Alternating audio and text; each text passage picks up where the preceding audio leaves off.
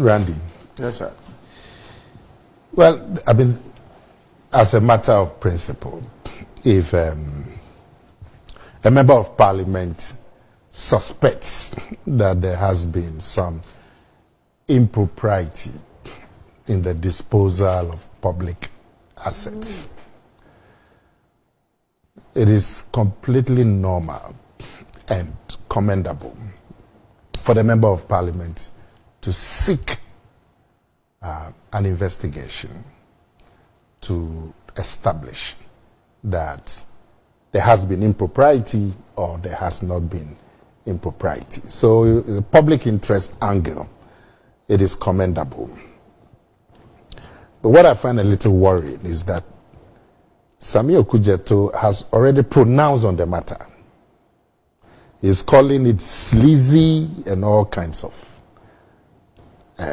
accusations, which I don't think is right. No, Sami. The evidence, as far as you see it, you must be careful in these matters.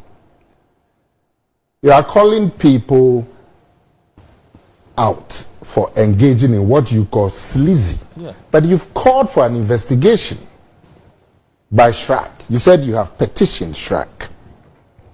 So if you have petitioned CHRAG that there's public officials involved and this is public properties, and you want to make sure that the procurement processes were followed, and if the qualification of those who bought it in terms of they being, those are fine aims that everybody will support. But you see, you have already passed judgment and describing these people as engaging in sleazy activities. That's my worry. Otherwise, why? If you're looking for accountability and transparency, well, there's no problem.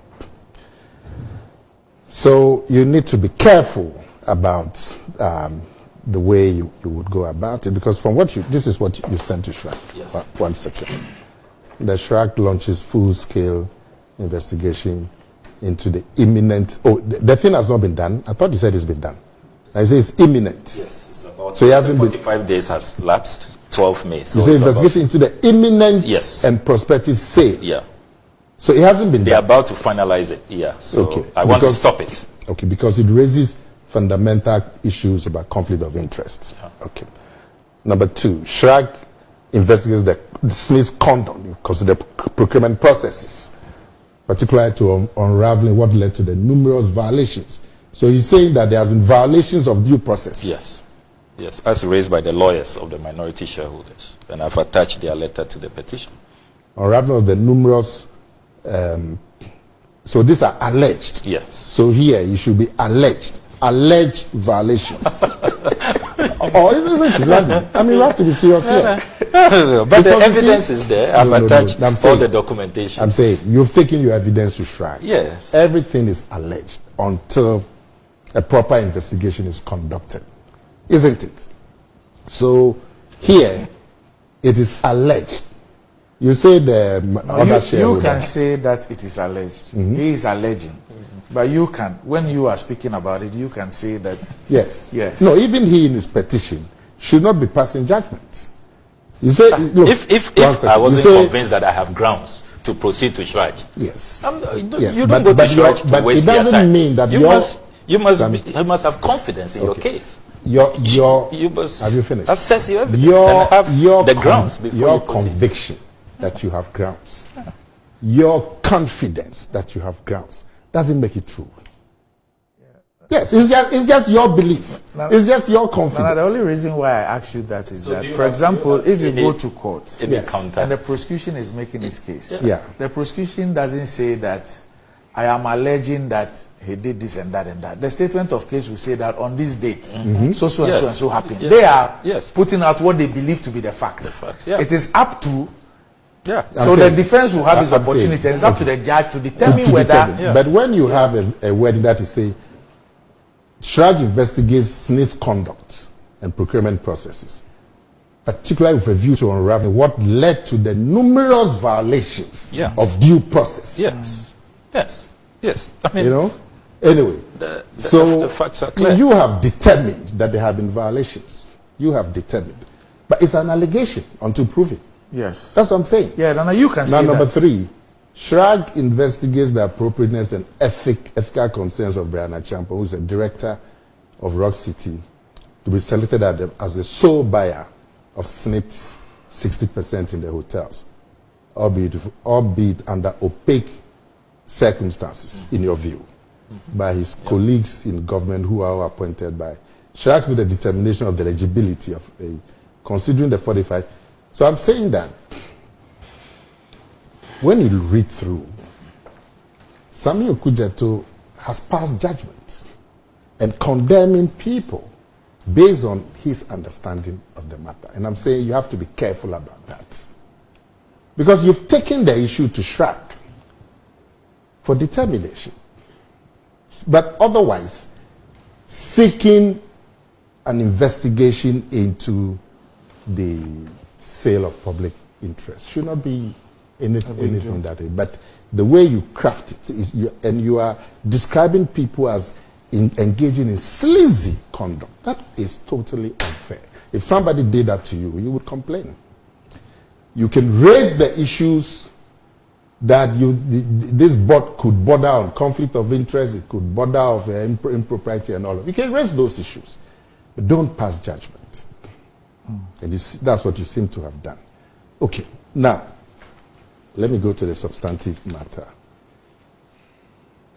So SNNIT, they advertised that they want to divest themselves of these hotels. Labadi Beach Hotel, La Palm Beach Hotel, Elmina Beach, Ridge Royal, Busua, Trust Lodge Hotel. Which one is Trust? Oh, it's in Takrady.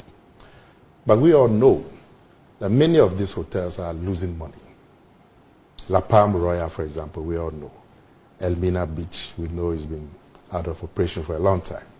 Busua, So, and even the ones that are making money, I don't think SNNIT is selling all. It says it's going to divest some of its shares. Yeah. It will lose control, 60%. Yes, but it will still retain. So the prospective buyer, if you see, they themselves state that the prospective buyer will now have control. Yeah, because obviously SNNIT feels that when they have control, a lot of the time they become subject to interference. So they want to have minority shares so that they don't become subject. Obviously, that's the thinking. Otherwise, they would have sold all the shares. But in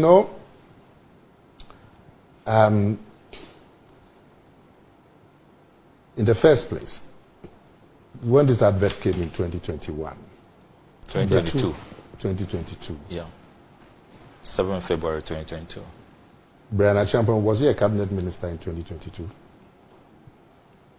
He was MP. No, he was MP. He was MP. Yeah. Okay. So, as we're speaking, I just got a message from somebody who works at SNNIT. And this is what he says. There are issues raised that, let me not mention names for now, but let me just say that the message is saying that the minority owner in the SNNIT Hotel in Cape Coast is Soso. This Soso is a high-ranking NDC member. Okay. I don't want to mention his name. Okay. I'll forward it to you. Said when they bought it, when this person bought it, the NDC was in power. The catering rest house in Tamale was also bought by somebody who is a high-ranking NDC member. The name is here. I don't want to mention it for now. The catering rest house in Sunyani was also bought by somebody who is a high-ranking NDC member. Then the catering rest house in Kumasi was also bought by somebody who is a high-ranking NDC member. Now, these people are not even known to be hoteliers. Unlike Brian Achampo, who's putting up what people call the biggest hotel in Africa on his own. And so he's eminently qualified to run hotels that are failing, provided that the procedure, the correct procedure is gone through. But these people who bought all these hotels, even the SNNIT Hotel in Cape Coast that we are talking about, one of the shareholders is a big NDC man. Catering rest house in Tamale was bought by a big NDC man, name provided here. The catering rest house in Sunyani, the catering rest house in Kumasi, and so on. So, if we are going to talk about politicians buying these properties, we can widen the investigation. I don't have a problem. Now, I'm told in the message that 8 companies submitted a bids in response to this SNNIT advert. 8 companies. And the evaluation process took 3 years before Rock City emerged the winner. Okay. So, I'm told that SNNIT advertised. It couldn't have been 3 years. Sorry? It couldn't have been 3 years. Why? From the date of this advert. Actually, SNNIT did that initial investment advertisement in 2020. Okay. Yes. And then they did a second advertising in 2021. So this is probably the third, because we're not getting. Okay. So 8 companies applied.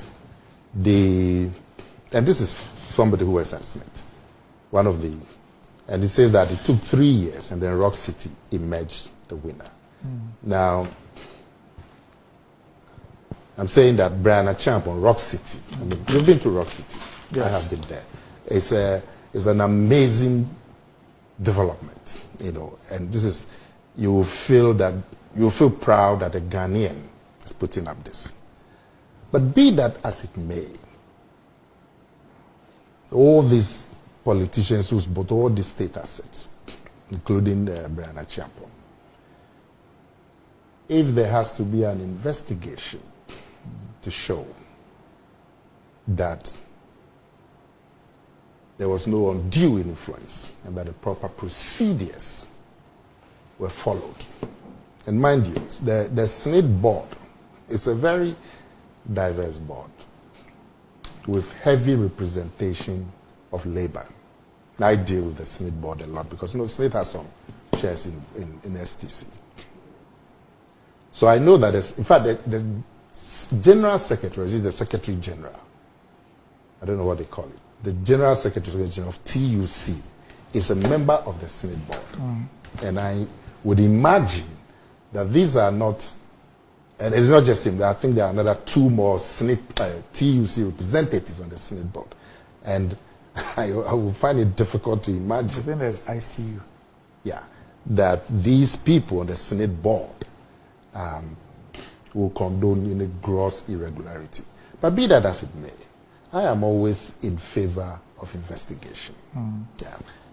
It's because of the personalities involved and so on. On the face of it, Rock City buying hotels makes me happy because they've proven that they can do a good work with hotels. And if they can, Rock City. How have they proven that? When you go to Rock City and you see the work that is going on there. No, you should say that on the basis of their financials, not what you see. Yes. Yeah. It's implied. But if you want me to state it explicitly. No, not necessarily. Because Rock City, well, let me say the owner of Rock City, the work is done with Rock City. Okay. The investment. Yes, okay. The work is done there. If I hear that he's involved in buying failing hotels, I'm happy because of the proven record. But be that as it may, if there has to be any investigation to ensure that the proper procedures were followed, I wouldn't have a problem at all. Because all of us are interested. But obviously, there's a record of senior politicians showing interest in buying up some of these assets.